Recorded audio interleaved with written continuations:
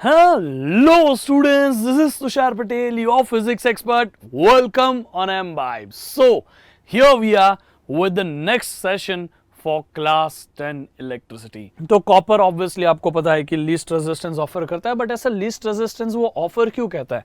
हम दोनों के लेंथ सेम ले लिया, दोनों का एरिया सेम ले लिया, क्या दोनों के अंदर सेम अमाउंट ऑफ चार्जेस नहीं होंगे? शायद दोनों में सेम अमाउंट ऑफ एटम तो हो ही, लेकिन जो बड़ा डिफरेंस होता है ना, करंट किन की वजह से फ्लो करता है? Current flows because of free charges, free electrons. जो इलेक्ट्रॉन्स एक जगह से दूसरी जगह मूव कर जाता है, उन्हीं इलेक्ट्रॉन अपने अंदर चार्ज भर के इधर से उधर लेके जाता है। समझ में आया? तो कॉपर एक ऐसा मटेरियल है, जिसके अंदर ऐसे फ्री इलेक्ट्रॉन ज्यादा हो सकते हैं। प्लास्टिक ऐसा मटेरियल जिनके अंदर फ्री इलेक्ट्रॉन हो ही ना, या बहुत कम हो। तो ये जो डिस्टिंग्विश होता है ना कि कौन से मटेरियल फ्री इलेक्ट्रॉन दे सकते, कौन से मटेरियल नहीं दे सकते, वो तो उन मटेरियल की प्रॉपर्टी है ना, और उसी को हम बुलाते हैं electrical resistivity. It is not a electrical resistance, it is resistivity. याद रखिएगा इस चीज को, ठीक है? रेजिस्टिविटी जो है बेटा, it is resistivity is a purely property of a material. It is not the property of a conductor, it is a property of a material. समझ में आ गया?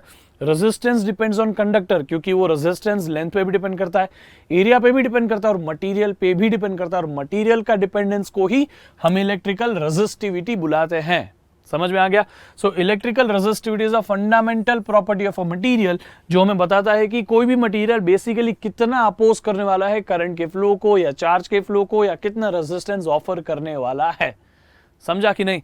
तो ये इलेक्ट्रिकल रेजिस्टिविटी बहुत इंपॉर्टेंट प्रॉपर्टी है, हर मटेरियल की फंडामेंटल प्रॉपर्टी है। आज ये मटेरियल कहीं पहली बार मिला ना दुनिया में, तो सबसे पहले मैं इसका इलेक्ट्रिकल रेजिस्टिविटी मेजर करूंगा, ताकि हम पता कर पाए कि ये मटेरियल हम कहां यूज कर सकते हैं। समझ में आ गया? तो अभी हमारे पास दुनिया में जितने भी मटेरियल है, हर मटेरियल की रेजिस्टिविटी हमें पता होनी चाहिए। मतलब already there must be a list, but हम इतने सारे लिस्ट को भी याद नहीं रखते, हम छोटी सी लिस्ट आगे करने वाले हैं। तो इलेक्ट्रिकल रेजिस्टिविटी एक ऐसी चीज है जो मटीरियल की फंडामेंटल प्रॉपर्टी है। समझ में आ गया कि नहीं? तो हम हर मटेरियल के लिए फंडामेंटल प्रॉपर्टी को समझ लेते हैं, उसको याद रखते थे, एक बार निकाल दिया। अभी मुझे इसकी रेजिस्टिविटी से पता चलता है कि इसको कहां यूज कर सकते हैं, कि इसको क्या मैं रेजिस्टर की तरह यूज कर सकता हूं, क्या कंडक्टर की तरह यूज कर सकता हूं, क्या हीटिंग एलिमेंट में यूज कर सकता हूं, क्या कहां यूज कर सकते हैं, हर एक चीज हमें इसकी रेजिस्टिविटी बताती है। ऑलरेडी आपको पता है resistance is directly proportional to length of a conductor, resistance is inversely proportional to area of the cross section. अगर मैं इन दोनों को साथ में लिखना चाहूं तो क्या मैं ऐसा लिख सकता हूं? Resistance is directly proportional to length and inversely proportional to area. जी हां, ऐसा लिख सकते हैं। तो ये जो आपको दिख रहा है बीच में, वहां तो प्रोपोर्शनलिटी साइन है ना, प्रोपोर्शनलिटी साइन को तोड़ने पे दो चीजें आती है, एक होता है इक्वल टू और दूसरा होता है कांस्टेंट। इसी कांस्टेंट का नाम है रेजिस्टिविटी। समझ में आ गया? प्रोपोर्शनलिटी से हमें सिर्फ इतना समझता है कि ये साइड में अगर वैल्यू बढ़ेगी तो इस साइड में भी वैल्यू बढ़ेगी, है ना? वो रिलेशन है, एक बढ़ेगा दूसरा बढ़ेगा, एक बढ़ेगा दूसरा घटेगा, सिर्फ इतना बता सकता है। कितने टाइम्स बढ़ेगा ये पता करना हो तो हमें उसके लिए इक्वल टू साइन चाहिए, इक्वल टू इतने टाइम्स बढ़ेगा, वही तो बता रहे ना।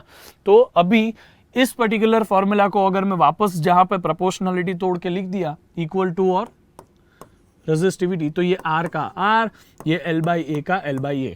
अब मुझे ये समझता है कि L/A जितना बढ़ेगा उससे ये इतने टाइम्स रेजिस्टेंस बढ़ेगा। ये जो आपको दिख रहा है ना, ये सिंबल ऐसा मैंने जो बनाया, इसी को हम बुलाते हैं रेजिस्टिविटी। तो L/A रेजिस्टिविटी टाइम्स जो होगा वो रेजिस्टेंस की वैल्यू बन जाएगी। समझ में आ गया? It is very simple. तो रेजिस्टिविटी को हम इस सिंबल से रिप्रेजेंट करते हैं, इट इज रो।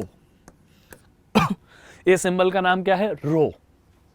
ये सिंबल है हमारे रेजिस्टिविटी का, इलेक्ट्रिकल रेजिस्टिविटी का। प्लीज इस चीज को याद रखिएगा, आगे जाके शायद आप 11-12 में हीट के बारे में पढ़ो तो थर्मल रेजिस्टिविटी भी आएगी, लेकिन अभी हम सिर्फ इलेक्ट्रिकल रेजिस्टिविटी की बात कर रहे हैं, इसलिए हम यहां मेंशन भी कर रहे हैं इलेक्ट्रिकल रेजिस्टिविटी, और उसका सिंबल है रो। समझ में आ गया? और ये रो जो है, it is the property, it is what बेटा? It is the property of a material, it is not the property of a conductor. Ultimately वो कंडक्टर के अंदर में आ चुका मटेरियल। समझ में आ गया? याद रखिएगा। तो यहाँ पे अब कभी गलती से भी कंडक्टर मत लिख लीजिएगा, गलत हो जाएगा। It is purely property of a material, it does not depend on length and area of the conductor, क्योंकि रेजिस्टेंस जो है वो लेंथ और एरिया पे डिपेंड करता है और रेजिस्टेंस मटेरियल पे भी डिपेंड करता है। तो how can material depend on length and area then? समझ में आ रहा है कि नहीं? तो अगर मैं वही फॉर्मूला यहाँ पे लिखूं R is equal to rho L by A, जो मैंने वहां लिखा है, फिर उसको रीअरेंज करूं तो रो इधर का इधर रहेगा, बाकी ए ऊपर चला जाएगा, एल नीचे आ जाएगा। तो इसी फॉर्मूला को रीअरेंज करने पे आर के पास में ये ए आ जाता है, ये एल नीचे आ जाता है, तो बचेगा सिर्फ rho is equal to R upon L. Simple है कि नहीं? तो हमारे पास फाइनली एक फॉर्मूला बनता है जो रेजिस्टिविटी का फॉर्मूला है। अभी मैं आपको एक चीज बता देता हूं, यहां पे ये एक्चुअल फॉर्मूला है जो रेजिस्टेंस का फॉर्मूला है ना? रेजिस्टेंस का वैसे हमने एक और फॉर्मूला पढ़ा, याद है कि नहीं? V equal to I R. बताइए इसको हम क्या बुलाते हैं?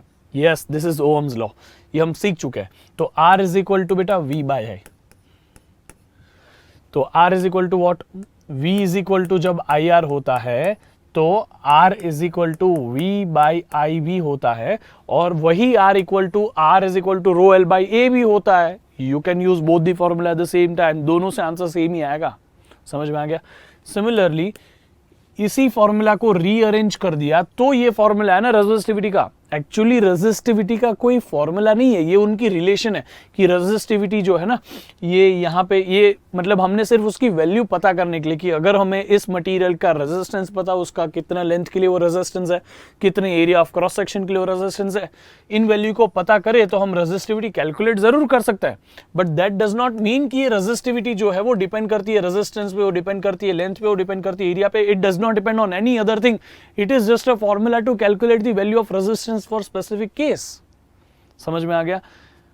हमारी रेजिस्टिविटी के फॉर्मूला में जरूर रेजिस्टेंस है, जरूर एरिया है, जरूर लेंथ है, लेकिन वो उन पे डिपेंड नहीं करती। It is the property of a material. We can calculate the value of resistivity using this three values. It is as simple as that. Keep imbibing. We believe in you.